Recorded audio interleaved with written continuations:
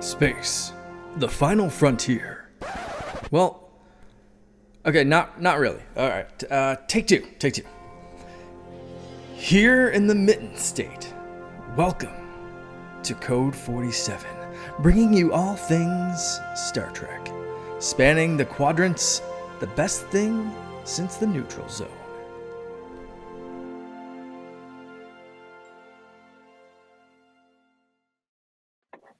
Hey, greetings back again. It is the Code 47 podcast on the Secret Friends Unite podcasting network. I am your humble servant, Trek Lord of West Michigan, Charlie Carden, coming at you with my regular side guy, my number two of the podcast, number one of the podcast, because you've been with me the longest and I can always count on you, Mr. Peter Stein. Hello, Peter. Hey. And didn't have to go far afield for this week's guest.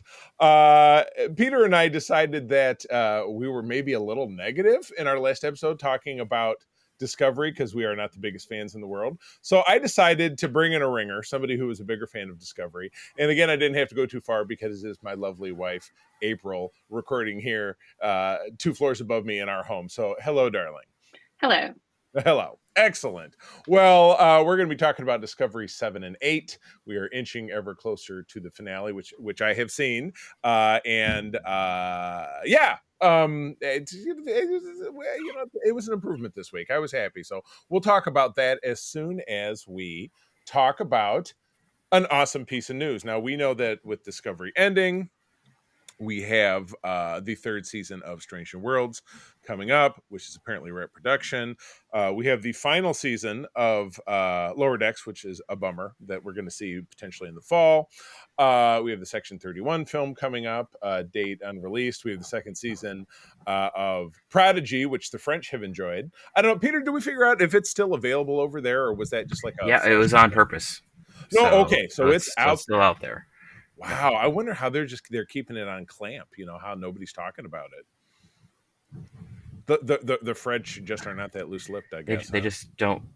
They're just enjoying the fact that they can know things that the Americans don't. That's so weird, because it was always... I remember when I visited Ireland many years ago, they were like just getting episodes of like Friends from the previous season, and I was in a pub, and I said something. The TV was on. I said something like blah blah blah blah blah, and these people just glared at me. I was like, oh shit. I guess what they were watching was new.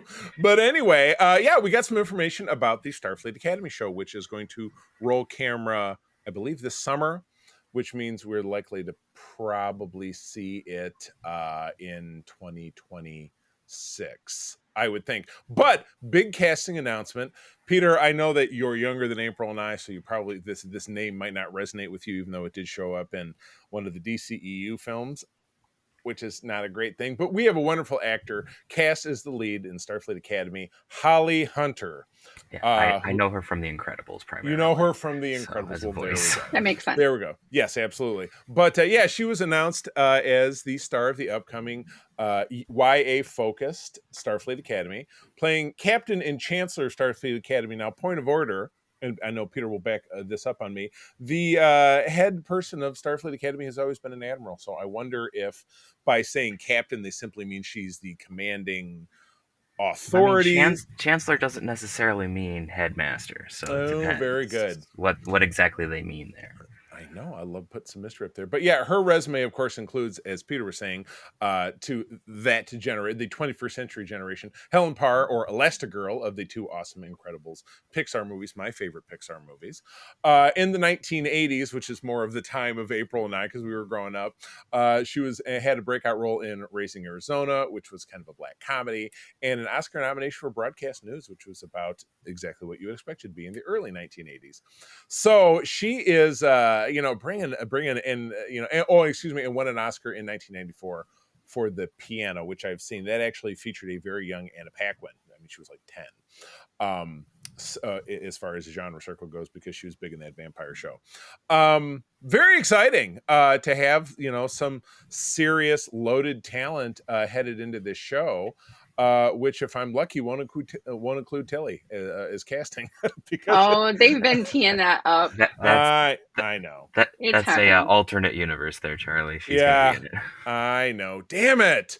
But anyway, I'm excited about this. So this will set to film in late summer in Toronto, which is the new home of Star Trek Productions. As a matter of fact, they've named the studio where these shows shoot the Star Trek studio, which is awesome. I think that was a bit of news a couple of months ago. So Kurtzman and Noga Landau are the co-showrunners. I don't know if I know Noga Landau. Does that ring a bell to anybody else? Mm-mm. No, new talent. I like that. But we've got some established writers in the room and EPs. Rod Roddenberry is serving as one of the EPs. But in the writers' room, Tawny Newsome, who April and I have met on a number of occasions, star of Lower Decks, is in the writers' room. So that's actually pretty awesome. Yes, Mary Wiseman has sidestepped questions regarding the show, but fans expect that she'll be part of the cast. Maybe it'll help me get over my bias of disliking the character, but we will find out. So guys, what do we think? April, thoughts about Holly Hunter? I think it's fun to have somebody that is well known in other circles in the a lead potentially role. I think it'll be great. Awesome, gotcha. And Peter, you're familiar with her obviously from Elastigirl, Yeah, but I think you've seen other films. I've seen her in other things, obviously the Superman film, but the one thing that I'm glad about this particular casting is she's not like a character actor stuck in a certain thing. So it's not like when Discovery was like, oh, we're gonna pull in Jason Isaacs and he's a good guy and it's gonna be great, and everyone's like, bullshit. Right.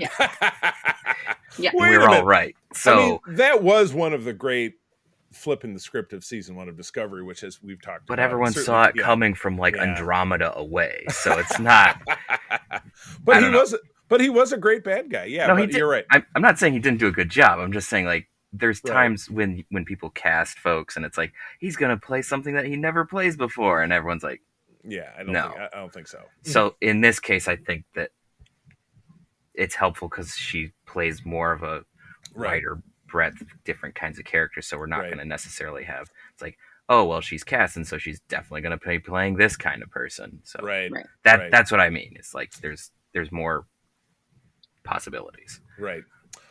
And as we all know in Star Trek, there are always possibilities. Very good. All right. Well, I look forward to this, and I look forward to those snooty French finally giving us Prodigy, hopefully this year. And if we have French listeners, which is always possible, I say that very tongue in cheek. So, anyway, all right, let's move on and talk about what I brought my ringer in for, which would be episodes 7 and 8 of Star Trek Discovery. So, Peter, if you would be so kind to give us the summary of episode 7. All right, episode 7, Eriga. With Maul and Locke in custody, the Federation is pulled into a diplomatic and ethical firestorm when the Breen demand they be handed over. Meanwhile, Booker looks for ways to help as Tilly, Adira, and Reno work to decipher the latest clue. Reno doesn't really work to help decipher, but she's she kind of gives passing information. She's kind of Jane Exposition, which great, you know what, but she does a great job. I like it. So, well, let's let our guest kick us off with her thoughts of likes, dislikes, questions, comments, and concerns on episode 7. So, April, if you would be so kind. Yeah. So I thought it was hilarious that we find out that Reno is conveniently a former Rare bookseller or padded resume for smuggling. Right. I love her character. I also loved the 7 of Limes crack. Yes, I did. I thought that was fantastic. Know that as well. Yeah. Yeah. But that said, I found it very convenient that all of the backstories were annoyingly relevant to everything that was happening. So it was like, oh, isn't that convenient that you're the third person that has a backstory that relates to what's happening? There is, I'm sure. And again, Peter and I railed on this so hard in the last segment that I did want to bring in somebody who would maybe offer a different perspective. There's a lot of it conveniently works out that Michael is able to draw A to B to C, and oh boy, I did a summer internship on blah blah blah planet and this thing and that thing. So I'm glad somebody else sees it, and it's not just Peter and I being fuddy I duddies did. about this I stuff. did think it was fun because I love Reno, but yeah, Yeah, it's a it's little annoying. weird that even 900 years out of time, or how as they are, that she's still like, well, 900 years ago it was blah blah blah, this thing and that thing. So yeah, it's kind of like, well, it's like Yoda. It's like, well, I was around back then too. Uh, know what I mean? Any other things? Other things you liked? Those are the main things I put down. I enjoyed this season, and but I just think that they're trying to make things too convenient to speed up the Right. storyline. And already in episode 7 you can kind of see. So Peter. This episode was actually decent for me. The only like critique that I have primarily was the interaction between Vance and Burnham in the beginning was just Okay. weird for me. Yeah. Because he seemed to be like panicky, which just seemed out of character. Panicky admirals. Oh my I mean, goodness. admirals panicking isn't that unusual, Yeah. but just with Vance, it just seemed a little odd. Right. Like he was trying to like sidestep things. Like, okay, and also like Federation HQ can move. It's not like you're stuck. So, oh no, the Breen are coming. Does it have little wheels?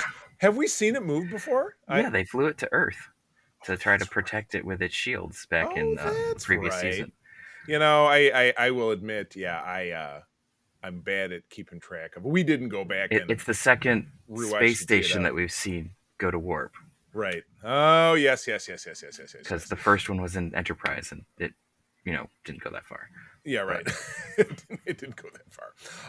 I did dub this episode, and come along and knock something else out. But I called this an homage to Star Wars Episode 2. This was passive aggressive negotiations, because when they're throwing very down, much so. Yeah, when they were throwing down with the Breen, you got Tara.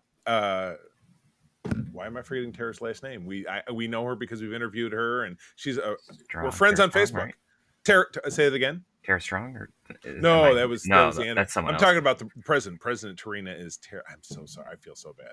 Lovely woman who we did interview on the show quite some time back, but she plays President Tarina to a T, and I was very, very fond of her passive aggressive volcanisms as she goes tete-a-tete with the Breen. That Breen dreadnought, by the way, is like super duper scary. But what's another? I'm thinking of the Nostromo from Alien. That it's just basically it's a big rectangle. It looked like the Pillar of Autumn from Halo to me. There you giant rectangle with a little bit of a mouth there. Gotcha. So. I was very happy that there was a minimum of Tilly and Adira. Just a bit, and then it was punctuated with Tig Notaro, who I adore. Tig, I listen to a podcast that she does with Fortune Feimster, who's a comedian that April and I enjoy, and Mae Martin, called the Handsome Podcast. They're quite funny, the three of them. So I love seeing her, even though she knows she's a scenery chewer, and she does a great job of it. Yeah. So the other thing that I just remembered was this is one of the the rest of the episode was fine, but this was another one of those episodes where I don't think they use Raynor very well. Right. Yeah, I could see that. Insofar as he's I have had experience with the Breen, and everyone just kind of blows him off at the beginning. Even he uses an old saying from the Dominion War, never turn your back on a Breen, and everyone's like, well, that's racist. It's you had to go there. Yeah, right. And then at the end, Burnham's like, oh, well, I really understand you. And they're sitting in that little room off near the end. And it's it just felt forced and weird. Yeah. So maybe it's kind of my complaint with this character, with this season of they want to have him be tough and do these things. And then they just they wharf him. And then they try to have Burnham do her empathetic thing, which for me always feels fake and forced. Yeah. Again, she's not my favorite character, so that's part of my negativity. But you see, and that's why we have you here, April. How do you feel about Michael Burnham? How does that make you feel? I like Michael Burnham, but she is She sounds like she's being diplomatic, but she's not. She's Yeah. definitely, she has an agenda in mind, and Yeah. And I think that's part everything of she says is for that agenda.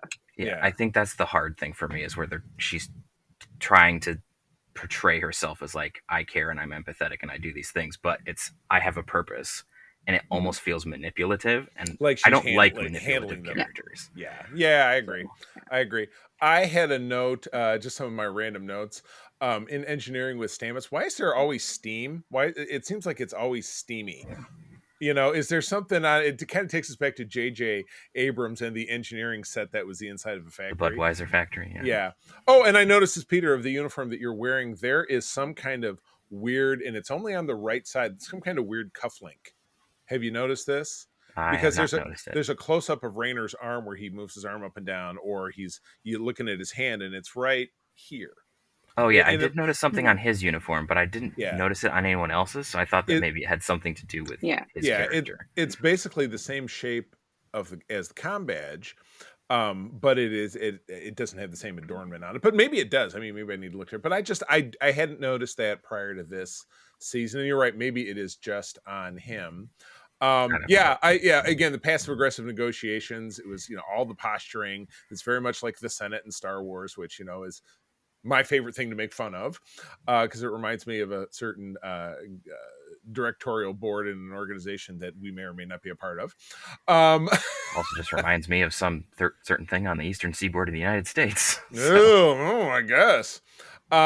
Let's see here. So yes, and we do get the big sad death scene as Locke does smash down on his keypad to create a diversion so that Maul can get away, which she does, into the arms of the Breen, and then Discovery has to break out once the clue is solved, and they found we're off to the Badlands. Yay! I think the Badlands got a nice gets a nice facelift, which we see in the next episode. So, any final thoughts before we render a verdict on a 1 to 10 for this, April? I don't know. I enjoyed it, but like I said, everything, all the clues were too convenient. The answers to the clues were too convenient. Gotcha. Peter, Kind of the same. Yeah. It kind of Deus Ex Machina more or less its way through things, which is, it's a method, just not my favorite method. I hear you.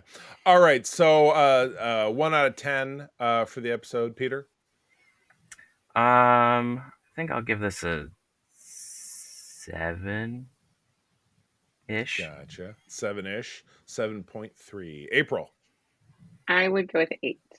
Gotcha. I was an 8, but I kind of tilted it down to a 7. The more annoyed I got with all of the kind of 7-Eleven style convenience of some of the plot development. So that kind of took it down a tick. So, all right, let's move on to episode 8. I'll tackle this one. This is Labyrinths. Burnham is trapped in a mindscape designed to test her worthiness to retrieve the progenitor's powerful technology. Book, Rayner, and the crew of the Discovery must hold off the Breen long enough for her to escape. All right. Peter, you're up. Well, interesting thing of note here is this is when we see the return of the nucleonic beam from the inner light. Right. So that sends Burnham into a memory scape. Right. So we see the Badlands in here, which it's an interesting facelift because it misses the one thing that was very distinctive about the Badlands, which was the fire tornadoes. Yeah, the big swirls. Yeah, you're right. Which was, I thought it was a nice update, but maybe they should have had one just to be like, yes, these are. Maybe they were in a different neighborhood of the Badlands. It was like, all right, this is South Badlands. You're thinking about West Badlands. I don't know. The Midwest is where the tornadoes are. Yes, exactly. Yeah, the plain states of the Badlands. Yeah. Oklahoma of the Badlands. Oh, that could be a good name too. No, I still like passive aggressive negotiations. All right, what else? We have some interesting stuff with the Breen chasing them. More politics. You see that the Primarch is. I mean, we all knew he was a douche nozzle, but now you're seeing how he's he doesn't care about anything that he says that he cares about, and also doesn't think big picture. If he had a mustache on the outside of that helmet, he'd be like, yeah, his pipes he needs to pull out and start bending. Meow, meow. Yeah. I mean, he doesn't last long enough for it to matter. with Right, this right, episode, yeah. but right. Because he he does finally get he gets does get his murked in the end. comeuppance. Yeah, But yeah, which I liked. yeah, the relationship between Maul and the Breen is a little odd for me, to be Yeah. perfectly frank. Agreed. Simply because, I mean, yes, she married Locke. Okay, cool. There's a tie there, but the Breen are like notoriously like xenophobic isn't even the right word. Right. Like they hate everyone. Right, right. Which was, So and again, we're really learning more about them because this is the first time, even, they were a big part of like the last half of the last season of DS9, but you didn't really learn a lot about them. Where no. you've learned more about them within this than you ever have. Yeah, and of even course then, they- like yeah, we're still leaning into the xenophobia and how they hate everybody. So it just seems weird.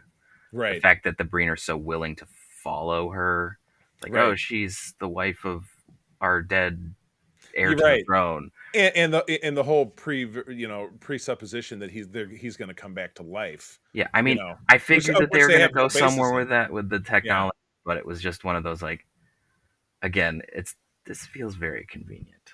Yeah. Because, Oh boy.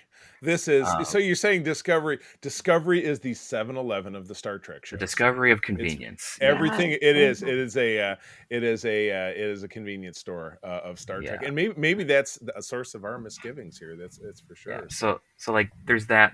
I did enjoy how the Discovery was able to like hide in the Badlands and figure out how to like make sure that they didn't get blown up. We do see the return of the fire spurts on the bridge, which annoyed the living Yeah. daylights out of me because they don't make sense. Boom! There's just you little feel like little you're in a heavy vents metal on the- you're in there's a little heavy vents on the metal video pillars. from the 80s with all the fire shooting. Yeah, It's I mean, it's a Motley I Crue know we video. want dynamic Right. things to show that the ship's getting hit, but I don't know. In Yeah. Star Trek, when there's fire, it always feels better if it's coming from a panel or something instead Yeah. of just there's a spot on the pillar that just gouts fire whenever the Right. ship gets hit. That's That why we seems put like this, a design flaw. That's why we put this spout here. Don't stand next to the Yeah. fire vent. Okay, Yeah. is my station right next to the fire vent? Maybe if I get promoted, I'll have a station that's not next to the chance that I could get set on fire. We also get Burnham doing her whole searching her own mind, Yeah. as we find out, to discover whether or not she's worthy to take the next clue. Yeah. To me, this also felt like another like attempt to make Burnham more sympathetic to those of us who aren't her biggest fans. Yeah.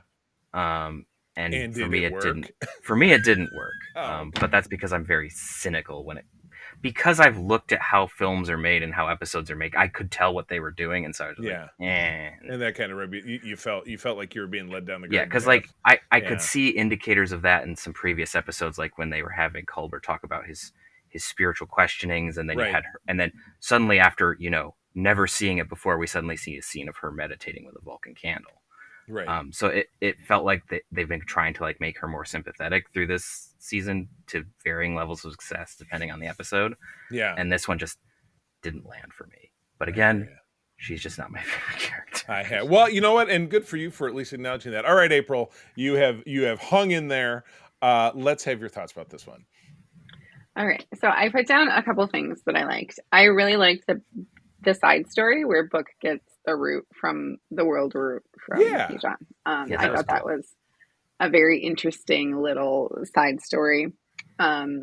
And I actually liked that Burnham kept trying things that weren't right just because it wasn't convenient. And so they didn't just be like, oh, she tried it and it's all good. Right. You go full Mary Sue, unfortunately. She was failing multiple times. So that part I liked because she had to really think about it. The things I didn't like is there was another convenient backstory related to comms. I feel like she was only in these 2 episodes so that she could have a convenient backstory that would save them in some way. And I also I mentioned something on my notes about the fact that the Breen were even listening to Maul. I feel like they would have just ignored her completely because she was a human and disregarded anything. Or killed her. that didn't make sense to me at all. I mean, Right. she claims that she has something that will revive her husband, but Right. Yeah. nobody Yeah. knows what this power is or what it's Yeah, everyone, there's supposed a to lot of do. assumptions as to what it can Yeah. do. It's the assumptions of the brain. I wrote the brain. They love sticks. They didn't really love sticks the same way back in DS9. So maybe that's a cultural evolution for them. So like to clank their sticks, and their sticks are guns, and blah blah blah. I loved Harrell, who runs the library. I looked at that actress. I swore up and down she was somebody who I knew from stuff. When I looked her up, she really wasn't. But she just has a face. But I wrote she's like this museum docent who's also a librarian, and she's super nice, and she's kind of like the girl next door, and I like that. And its character we'll never see again, but regardless. I did think it was funny how it's like, oh, you need to do these things. I'll let you do your thing, and then they're trying to not die. It's like, did you know that the museum is doing this, this, and this? Yeah, exactly. We don't have time for that. Yeah, That was exactly. funny. I Yeah, like I know. Yes, it was cute. I know. And yeah, I did write that book will join us. There's conveniently an article from his lost home, so I'm like, okay, more convenience, like I I said. liked it though. But I did as well. To me, it Yeah, I felt was very completely changing genres. It felt very Lord of the Rings to me, of yeah. Sam receiving an acorn from the great tree that he could replant.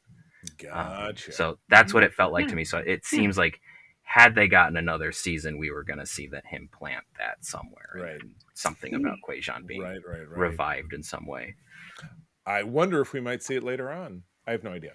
I am curious to dig into some of the kind of behind the scenes of how much of the big library set was a practical build and how much of it was like that Mandalorian style big walking back screen, because it was so intricate and spread out. I thought that was pretty great. But yeah, Michael having all the feelings, talking through them, I liked him. I liked it. And again, Peter, as you said, I think in some ways it was maybe trying to drive those of us who are like, ugh, she's so knows everything and this and that. Yeah, it was trying to have her fail to Yeah. show that she's again a sympathetic human right. character, Right. which might work for some people. It just didn't work for me. I hear you. So, but yeah, and yeah, at the end, Maul makes a big power play. She grabs a stick after and you've noticed over the last two episodes that the one of the other Breen was they're exchanging glances, or you can assume because the guy's He wearing a sounds mask. like Book, which is throwing me off. Oh, boy, I never Yeah. paid attention to that. I Yeah, wonder. the voice sounds very much like Book. So, like for the first couple times before we showed Book back on Discovery, I was like, did Book somehow like go undercover some bullshit? Yeah. Like, maybe it's something with the progenitor technology and it actually is him from the future. I don't know. Ooh, But interesting thought. But anyway, yeah, she totally flips out and grabs control, and so now she's running the deal. So yeah, how is that going to work out? We will find out in episode 9. Oh, I did like the little stint of Reese as acting captain. Again, I'm drawing a blank on that actor's name. We actually had a signed autograph of his, or a signed autograph. We had a signed photo of him that was part of our auction last year at the general meeting for the chapter. But I am drawing a blank on his name. But he, I thought he did a really nice job. It was kind of cool to see that breakout. Probably won't end up seeing it again. So, all right, final thoughts before we give our ratings. April. I enjoyed it just for the story. Mm-hmm. That's really the thing. And I know that there are little things that were annoying, like the convenience of the different things. But I enjoyed the story. So much convenience. Peter, what did you think of the convenience? I mean, the episode. well, I didn't like the convenience that much, but that's kind of the thing. Overall, I thought it was like there was a lot of stuff in this episode that was decent. Mm-hmm. But again, for me, the Breen kind of the thing with Maul and the Breen just kind of annoyed me, and then the blatant attempt to try to make me like Burnham, I just wasn't the biggest fan. You can't make me like Burnham. Yeah. Well, I kind of like her. So for me, you know, I'll tilt this one a little higher. I'll give this an 8 out of 10. I liked the inner light bit. I like the exploration of her finally admitting that, you know, she doesn't know everything and she's afraid, you know, there are cracks in the armor, and it explored her estrangement with Book and how I think we can all kind of feel that it's tilting back in the other direction, which is not a bad thing. So yeah, 8 out of 10 for me. April, rating? I would also give it an 8. Okay, gotcha. Mhm. Peter. I'm probably going to give this one a 6.5. All right, fair. So to So- tilt a little below the Because previous installment. So yeah. I hear you. Well, our next episode will be the wrap up of the series, episodes 9 and episode 10, which April and I have seen because of the screener, and it is double length. So we'll have a bit of a blowout episode next time around. We might have another special guest, so we shall see. So with that, we're going to bid adieu to April. April, where do people find you out there? At the April Curtin on Instagram. Awesome. Very good. All right. We'll take a brief pause and Peter and I will return. April, thanks for joining us and being our voice of convenience. All right. We'll be back. All right. We're back. Hopefully, eventually, I'll sell a commercial break there so I can actually, have a reason to split the show up. But yeah, we're ongoing. We're going to keep talking about Star Trek The Next Generation Season 5. Which was the first season when I became an absolutely every single week viewer. And we're not quite there as we get into this block. I feel like maybe New Ground was like one of the first episodes that I like really watched. And I was like, yep, now I'm watching every week. But Peter always does a great job wearing a uniform. Even though I'm in the basement of my house, it's still too warm to wear a jacket, as you said at the beginning of the episode. If you watch us on YouTube, I was wearing that for like 12 seconds. I do realize something, whoops, as we got the episode rolling, probably because we had a guest, that I did not take a quick break to give some love and respect to our Secret Friends Unite Patreon. So bonk. Sorry about that, you guys. But yeah, we Peter and I in particular, we're doing a great series right now over on the program, The Facts Geek Life, where we're talking about Ron Moore's Battlestar Galactica. But all of our Patreon content, as well as ad-free versions of our other 3 shows, are available over at patreon.com/Secret Friends Unite. You can actually visit that website. Give us a trial for 1 week, and if you like us, feel free to stick around.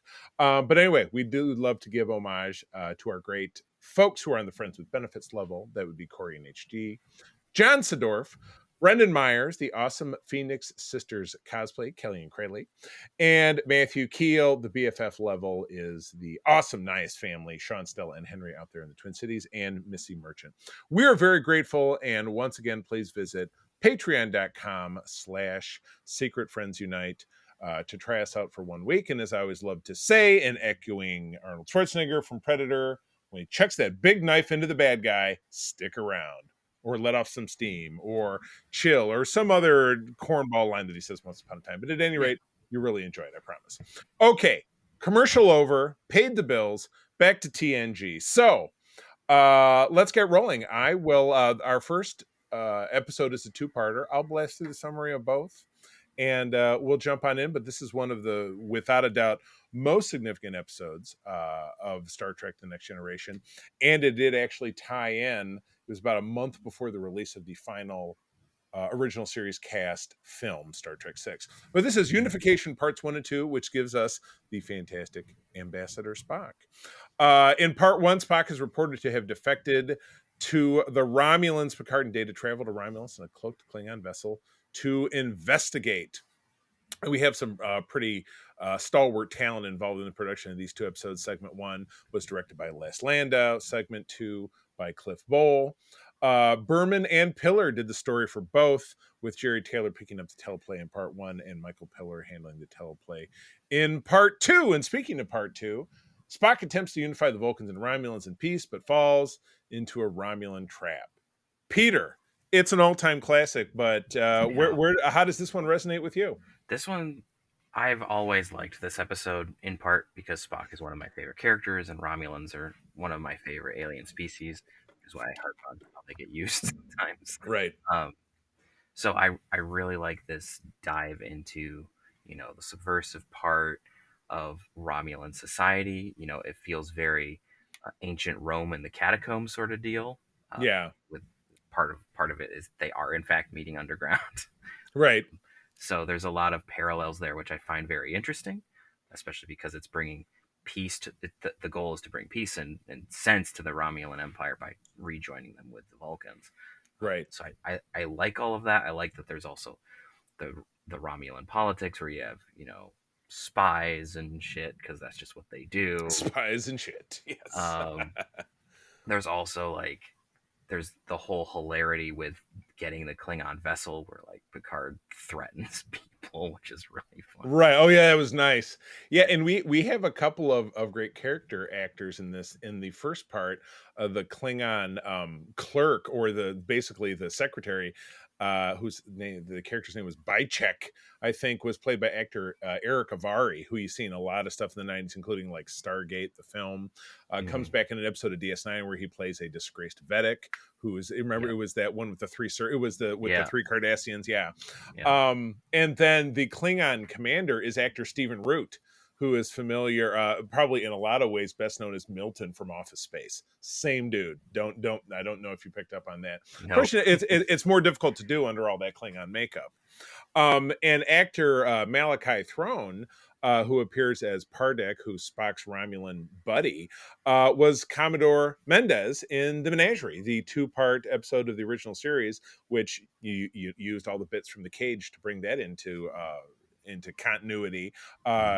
And save some budget in the first season of TOS. So yeah, a lot of, and then of course Leonard Nimoy himself, and the return of Sela, Denise Crosby, who I've met many times. Saw her just last weekend at Motor City Comic Con. Nice. She's one that I haven't managed. I haven't managed to meet most of them, but she's one of them. You'll get your chance. But this is actually her last appearance, her last canonical appearance that I'm aware of. We don't end up seeing her unless you count Star Trek Online, which isn't technically canon. Right, exactly. So. And she gets tossed into books and different things, and she was just in a comic recently. But again, the old adage, unless it's changed, that if it's not on screen, it's not on canon. So that's always been the bit with Star Trek. So that was pretty incredible. There was a great bit in part 2 that in watching it, and I watch these on Paramount Plus just for simplicity's sake. I do own all the discs on Blu-ray now, so in HD, since they revamped it for the anniversary back in, when did they release those discs? Was it basically in the early 2010s is when Blu-ray? They put out Blu-ray was, because I think that was like 2013, 2015. Gotcha, exactly. Actually, no, it was a little later than that, because the 25th anniversary DVD set was right around like 2000. Oh, gotcha. Okay. I do remember, and it's been subsequently edited out, but it was one of the great bloopers that shows up in that Nitpickers book, which I don't think I have it here in my library. I think it's upstairs, but it's pointed out in the scene where Spock and Data and Picard have bamboozled Sela with the holograms and everything, and they've kind of foiled the Romulan invasion plan. That after Data gives her the pinch and she passes out, they all go to leave the room and they walk past the desk, and there's like a crystalline like statuette on the desk itself, and reflected in it you see a PA wearing glasses like mine with a bristly beard chewing gum. And nice. It was something I had to read and then go back on my VHS and be like, oh my god, there he is. I believe subsequently it's been removed digitally. Hey, sometimes remasters can be good for removing oopses like that. Yeah, but that was one thing that I kind of wish they were able to remove was the guy catching the Klingon in Star Trek 3. So. Oh, gotcha. Okay, I'm not even familiar with that. What was the background behind that one? And that's a shame because that's my favorite movie. When the bridge blows up and the Klingon flies over the center console, you see a guy in a white button-up shirt like reach out to catch one. No way! And you're saying I could watch it now and it's still in there? I don't know. They may have cleaned it up for the 4K release, but I just remember I was watching it at one point, and it was just like, why is that just debris? Pause. Back. That's a dude's arm. That's so funny. I have never heard that before. It's a blink and you'll miss it. But right. I would say that at this one, except for the guy, it was a very slow pan shot, and you can pause. And it's 2 seconds because obviously the camera's continuing to move. But bloopers are always funny. It was pretty fun. So, but top shelf, good stuff. Nice self-contained story that does at the end leave Spock on Romulus in hiding, still trying to carry out his unification mission.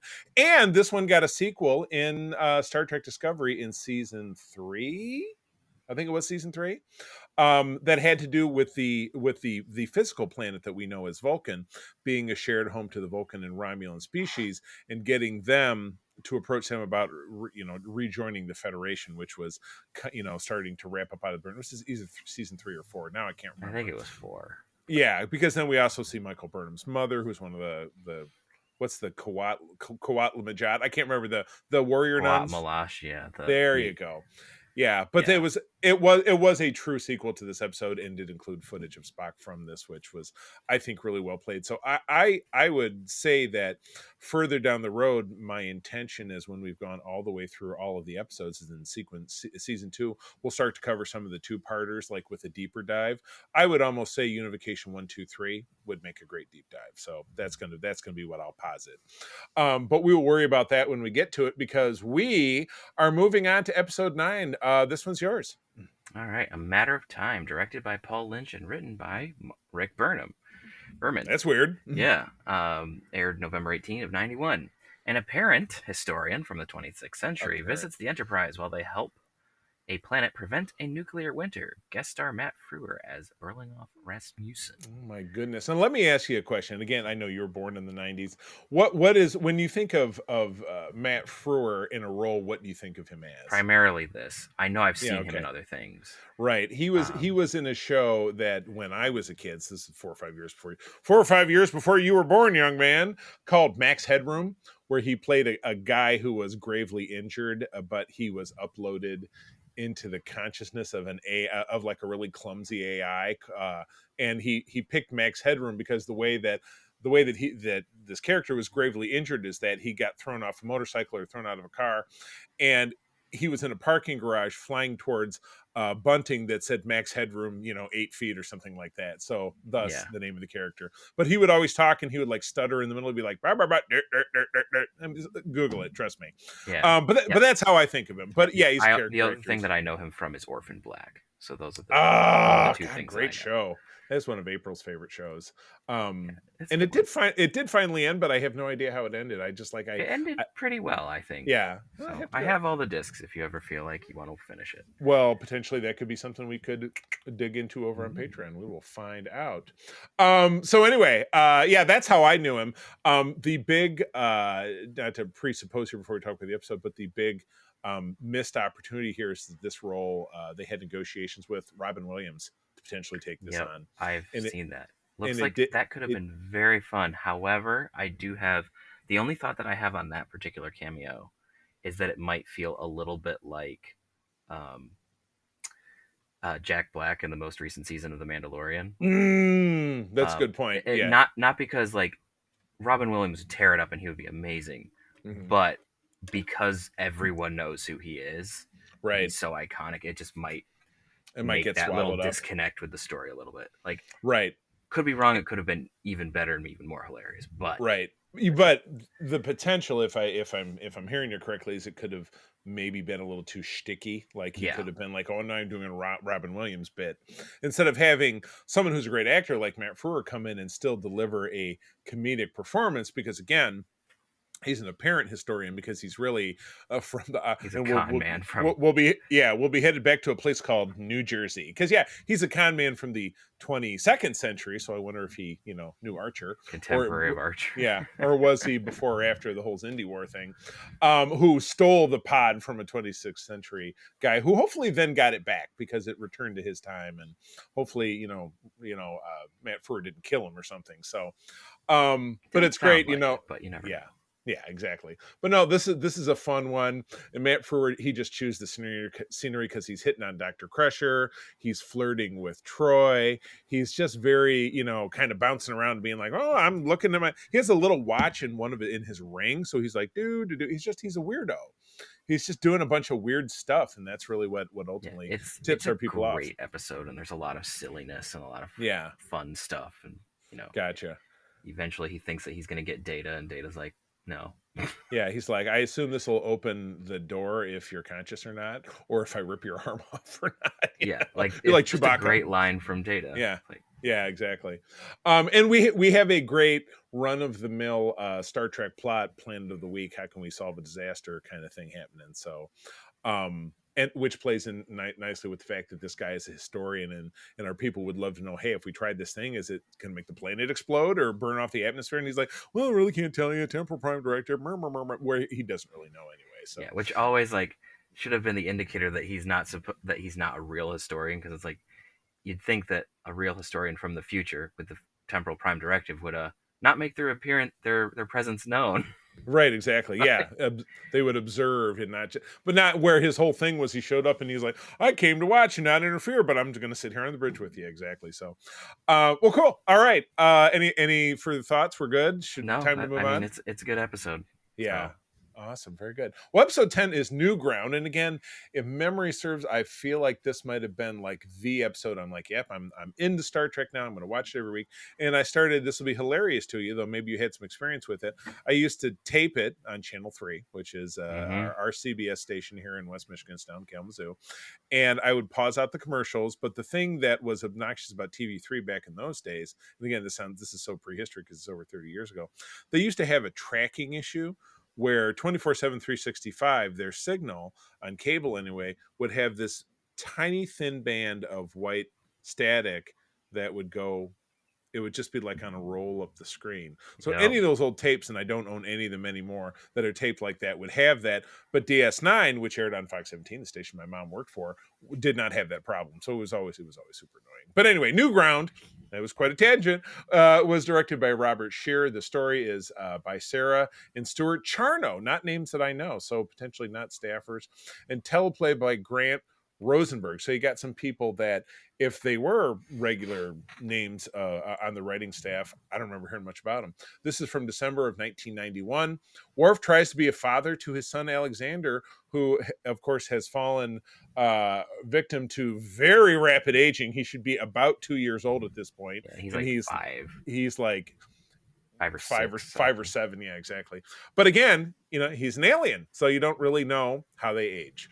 His son Alexander, while the Enterprise helps to test a new propulsion technology, again, a very kind of Star Trek-y B plot that ends up putting the ship in danger. So we get a return appearance by Worf's mother, but not his father, and she's a wonderful actress. I believe both of the actors who we met playing Worf's foster parents in the episode Family last season are Broadway actors, so they're classic, very talented folks. So that was great. And then there's some great early interaction there. And Worf is just not ready to be a dad every day. You know what I mean? Because he wasn't ready when he found out about Alexander last season. And then, the love of his life, Kalar, is murdered. Wasn't ready for that. Hey, at least got to avenge him. That was pretty sweet. Got to plunge a batleth into Duras' chest. I mean, that was pretty satisfactory. That was good. Yeah. But but now, instead of just pawning this kid off on his parents, the kid's like, no, I need, I want my dad in my life. And Worf happens to live on a ship where there's family, so can't really get away from it. So, his mom comes on, makes the pitch, and he's like, well, what am I going to say? He's my son, and I guess I'll give it a try. But Worf doesn't know what he's doing. And then you start to see the real germination in the relationship between Worf and Troy, which kind of dances on the edge of romance, and thank God they made that go away because it really didn't work. But they become really great friends, and she becomes quite a confidant to him and quite a maternal figure, I think, to Alexander, as you see things evolve between now and the next 2 seasons, the end of the series. But I thought it was a great episode, and for anyone who has had a challenging relationship with their own dad, which is literally everyone ever, or someone who's had a challenging relationship with their children, which I have had, I thought that this was a great one. It means something more to me now watching it than it certainly did when I was 15 years old when I saw it for the first time. So I thought it was a great episode. There's not much more to say. Yeah, and like I said, the Star Trek-y plot with the Soliton wave. It's funny, the planet that they pointed out is called B'Elanna 3, and then B'Elanna Torres is one of the main characters in Voyager. So I guess they pull names of things out of a hat, characters or planets. The characters or planets game. That could be a Star Trek Mad Libs that we create. Funny. Oh, all right. Oh, sorry. Ooh. Okay, so next one's yours. Next one, episode 11, Hero Worship, directed by Patrick Stewart, story by Hilary J. Bader, teleplay by Joe Minosky, aired January 6, 1992. Data saves the life of an orphan boy who begins to emulate him. That is the story. I hear it. There's not it's much funny. more to it. We just watched a BBC series, and I would ask you if you've seen it, but it was actually super hard to track down. But it was called Humans, and the star I've of it heard of was it. Yeah. the star of it was Gemma Chan, who was one of the main characters in Marvel's The Eternals. Which hopefully, if you've had to see it, you haven't been forced to see it twice because it was really bad. It was the beginning of a long series of missteps that I think a lot of us feel the MCU has taken since Endgame. But anyway, I think she's really great. But something you'll love this. Something that reminds me of this episode is first of all, as I said, the series was very hard to find. I had to purchase the first season on DVD, which was like $12, and the other two seasons we watched on Hoopla, which you can get through the local library for free. So and it's I know it's weird. There was only 3 seasons of like 8 episodes each, and you know what? It was very good, but it was all about synthetic life, which it's kind of like Kill All Humans. It was like what went wrong in Battlestar Galactica, but it hadn't really gone wrong yet. But all the robots around the house were servants and whatever it is, and some of them were sex robots, whatever. But part of that kind of ties back to this is in the second season, a human character is doing one of these. I identify as a robot. So they were, and it was a teenage girl at the school of one of the members of the family that's at the center of the show, a female character. She was black, and it was played by Letitia Wright, who plays the sister in the Black Panther series. Who was the main character in Wakanda Forever? Shuri. Thank you. Yeah, exactly. But this was her, obviously, several years before Black Panther, because this show came out in like I think 2014, 2015. But anyway, it made me think of Timothy, who's the kid in this series. The Enterprise comes along, a ship that had been in a disaster in a nebula, and this kid was the only survivor on this little science ship. Both of his parents are dead, and he emulates Data, who he sees as his emancipator, who saved his life. And he's like, I'm going to be an android, and the facade holds up for a little while. But this is a very Troy heavy episode where she's like, well, what he's thinking is blah blah blah blah. So a lot of psychobabble, and he's like, well, he's doing this to not deal with his feelings and this thing and that thing. And I'm like, yeah, that's okay. But kid focused episodes, I mean, they come along, and you would expect that they would come along in a show like this where you have a ship that's a mix of a military ship and a civilian population. But yeah, I wouldn't say it was one of my favorites. So Brent Spiner does what Brent Spiner does, and he's always great. Kid actors are always iffy. This kid's not bad, and it's not a flawed, kind of principle of the story, but no. I just didn't really dig it myself. I've never really thought it was one that I'd be like, oh, okay, I got to jump right back to hero worship. You know what I mean? I just didn't really dig out that much. It's a solid episode, but it's not one that I'm going to go back and watch over and over again. Yeah. No, they really, and at the end of it, the kid snaps out of it, and he helps the Enterprise figure out that the nebula, if you raise your shields, it'll make your ship blow up, and so then he ends up saving the day, and then everything ends up being fine. So yeah. But yeah, absolutely not one of my favorites. Okay, episode 12 is yours. Oof. Uncomfortable. Okay, episode 12, if you haven't guessed already, is Violations, directed by Robert Weimer, story by Sherry Goodharts and T. Michael and Pamela Gray, teleplay by Pamela Gray and Jerry Taylor, aired January 27 of 92. A telepathic alien traveling aboard the Enterprise telepathically molests Troy and invades the minds of Beverly Crusher and William Riker. It's about as pleasant as it sounds. It's so... And again, you've got a story. First of all, who the hell is T. Michael? I don't know. It's probably a pseudonym. It's T. Michael and Pamela Gray. Oh, very good. Okay, well, I was hoping T. Michael wasn't some kind of euphemism for Michael Jackson, but I know that joke's very poor humor. I apologize. But yeah, it's like, ugh. Yeah. There's really nothing great about this episode, because you get... you get basically the mind rape and the molesting, and and even of Beverly and Will. It's not quite as, because this bad alien, his name is Terramin. Now I can't remember the name of the character, but it's a group of these, and it's a father and an older woman who's not his mother. I'm not sure if she's his mother, and then this guy, he's kind of a creep anyway, but he takes an interest in Troy and decides to get into her brain, and flips out, because you can. She's not his mother. She's one of those. she's just someone else that has Yeah. been dragged along. I didn't think so. But anyway, yeah, he uses his powers to manipulate, and then, you know, like I said, drive them into comas. And naturally, our crew, you know, backtracks it and finds out that everywhere these people have gone, there have been, you know, comas that look like they're naturally occurring, whatever it is, and it's this guy. And at the last minute, I love the last scene was really when, you know, the son manages to frame the father, and so he's locked up. But you have a last scene with Troy and the guy who's really the bad guy, and he's like, why'd you have to be so nice? And he's about to do it again, and then they get into a slap fight. And then but that's not even the ridiculous part of it. Then Worf walks in, and the guy steps towards Worf, and Worf bitch slaps this guy and knocks his ass to the ground. That could be the best part of the episode. That's all I'm saying. Oh, Yeah. a Worf bitch slap is going to win every episode. Yep.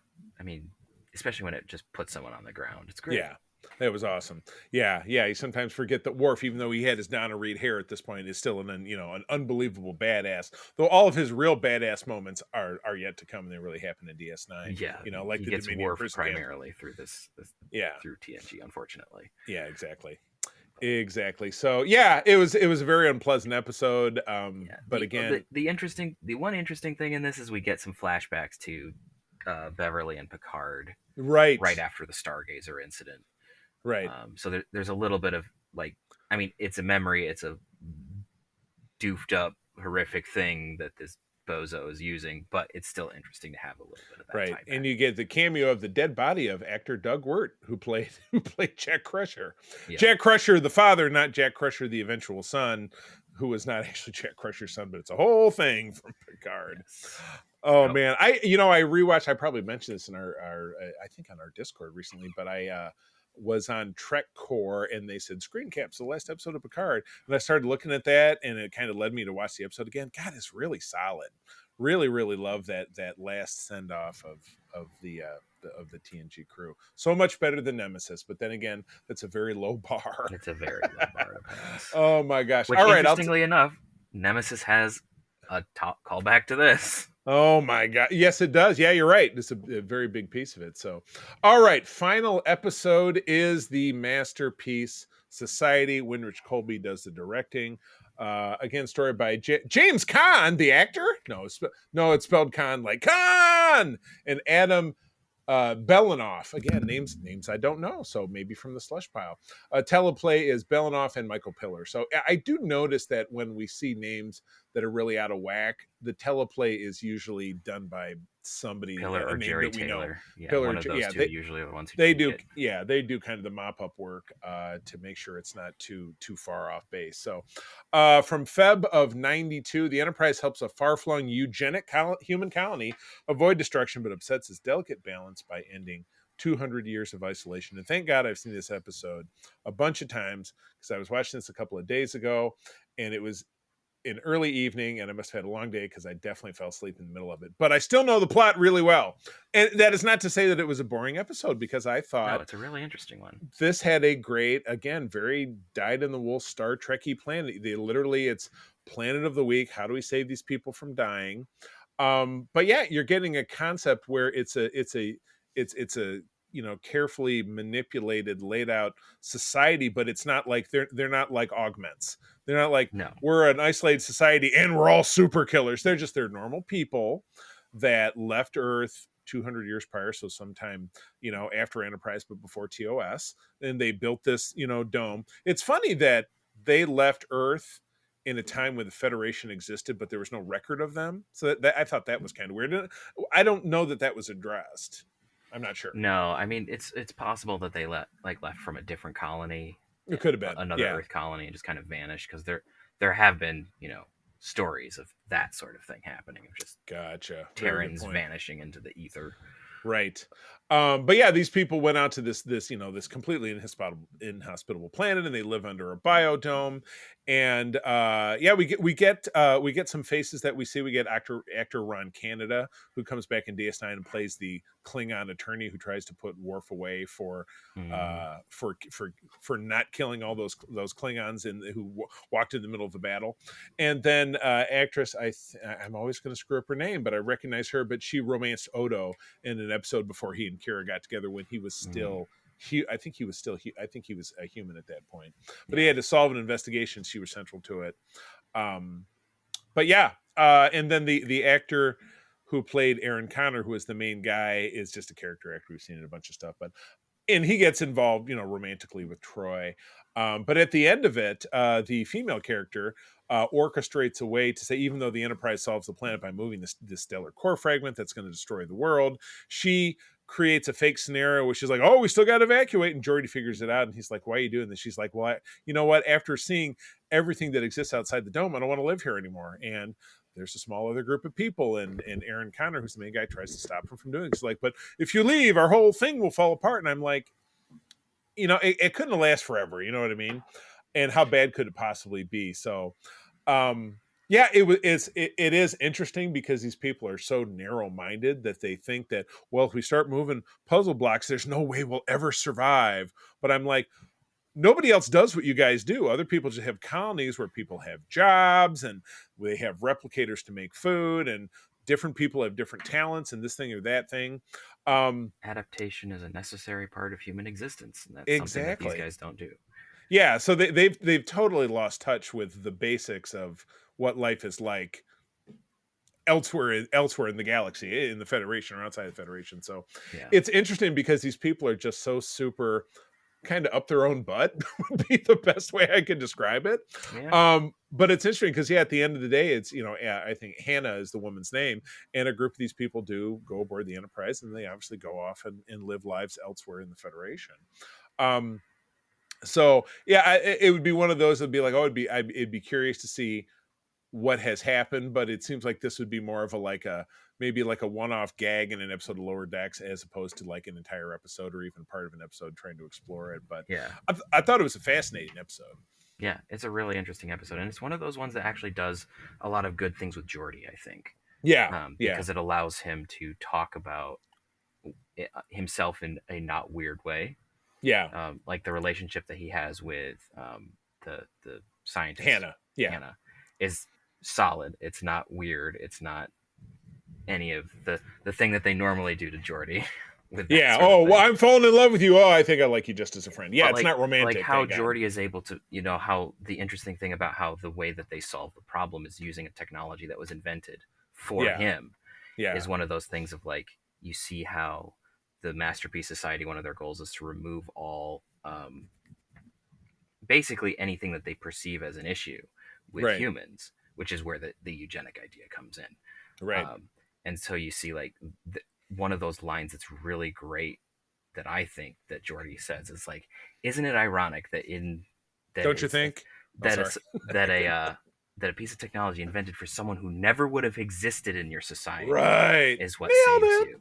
And there's a lot that resonates there, but with a lot of things that goes on in modern society. And so it's just a really good line there of like, there's things that we think are good, and then there's things that the ramifications are, they might not be. So yeah, it's a really good thing, and it's something that like a lot of people kind of gloss over this episode, because of like they don't want to, they don't like that, they get uncomfortable with it, but it's something that people should really think about. So yeah, good stuff. Awesome. Well, that takes us through the episodes of this segment. So as always, we'll go through and we will pick a favorite and a least favorite, and I get the feeling there's a good chance we'll probably be in alignment. But what's your number one and what's your number zero? Negative. Your number -1. Yeah, more like -15, but yeah. Yeah. I kind of have to go with Unification, because it's the Glob, the two of them together. Yeah, because it's Spock, it's Romulans, it's all the Romulan bullshit, but Romulan bullshit done right. Correct. Yeah, that I just really appreciate, because this is again one of those episodes that does Romulans as Romulans, not just like your mustache twirling ding dong, like the Breen, like we were talking about. Bending the pipes. Bending the pipes. Well, I mean I'm in complete agreement, and I do love, even though you and I do sometimes most of the time knock on Discovery, when they added a third part to the unification story, I think it really delivered, because it fulfilled Spock's dream, 800 years later, and I thought that was totally awesome. So yeah, I will totally agree with you. And again, when we get to a least favorite, all right, say it at the same time. 1, 2, 3, violations. Yeah. Oh my God. It was. It's not like it was a story that needed to be told. Maybe it did. Maybe somebody is it really... touching on something that's a thing that needs to be talked about? Sure, but there's no doubt. Yeah, exactly. It's not my favorite episode to watch. Exactly. Yeah, and it doesn't do it in a way. It's not like the episode Stigma in Enterprise, where T'Pol is violated and there's a stigma around it, so she doesn't want to talk about it or can't talk about it, or she'll be penalized for talking about it. In this regard, it's evil is caught, evil is punished. Even though Picard does have that, one of these, we don't have a punishment to fit your crime kind of deal at the end of it, because they're not familiar with kind of how that works. So, but yeah, it's a really tough watch. But overall, I mean, a great crop of episodes. And again, as we went through it, we have a lot of stuff that I feel like, even though I'd have to go back and really dig, that kind of came from the spec script slush pile, which means you get a lot of variety. You don't get all of the same things, which is what I feel like maybe in later shows like in Voyager and in Enterprise, they didn't have that benefit. So they ended up with a lot of the writing room is coming up. Here's the same, here's the dartboard, and here's the same 10 plot points. So and so is in trouble. We had because like Enterprise, where it's like, hey, this episode feels like whatever from Next Generation, or this feels like it's a clone of this episode from Voyager. Exactly. So. Where at least, like them or don't like them, a lot of these episodes were definitely unique. So, well, cool. All right. Well, that wraps us up. Peter, before we get your outro, I do want to give a plug to the Secret Friends Unite mailbag. We are very interested in hearing from people, either via email or certainly on our Secret Friends Unite Discord in the channel. What are you enjoying in Star Trek right now? Listen to this episode. Do you agree with some of the things we said? Do you disagree with some of the things we said? Do you love or hate Discovery? Do you think, do you think Violations was a great episode of Star Trek? I don't know. I'd love to hear about it. secretfriendsunite@gmail.com is our email. It's also in the show notes. So definitely click on it. And also, at the podcast catcher of your choice, give us a 5-star rating. It helps spread the word about the show. Tell a friend that you like our show, because that's how we get new listeners, and that's what we love to have. But Peter, where do people find you out there? Well, you can find me out on the interwebs at Petrus Aquinas. You can generally mostly just find me on Discord. I'm not terribly active anywhere else, although if you ping me, I might say something. Otherwise, you can find me on ELH's Twitch channel, playing various Star Trek games. And you can also find me behind the scenes at Starship Excelsior, a fan audio drama. Totally awesome. And you can find me mostly these days over on Threads and Instagram as the C3, spelled out TheCeeThree, and also, of course, on our Secret Forums threads as well. But the most fun corner of Discord, don't look it up, is our Secret Friends Unite Discord. We do have a lot of fun talking about geek stuff, sharing memes, and overall talking about things related to the world. So this has been great fun. And again, our next episode will probably be a little longer one, because we're going to be talking about the end of Discovery. But I'm looking forward to it. Friends, as always, thank you for joining us. I'm going to tell you that sharing is caring, and to keep on trekking. Peace and long life. Nanu Nanu. This podcast is part of the Secret Friends Unite podcasting network. Visit secretfriendsunite.com for more great shows, articles, news, reviews, and more. Secret Friends Unite podcasts are available on Apple, Google, Spotify, and other podcast services around the world. If you'd like to be part of the conversation, you can join us on Facebook or our new Discord server, or follow @SecretFriendsU on Twitter. Please subscribe to Secret Friends Unite on YouTube and visit our merch store at tpublic.com. Just search Secret Friends Unite. Thanks for listening.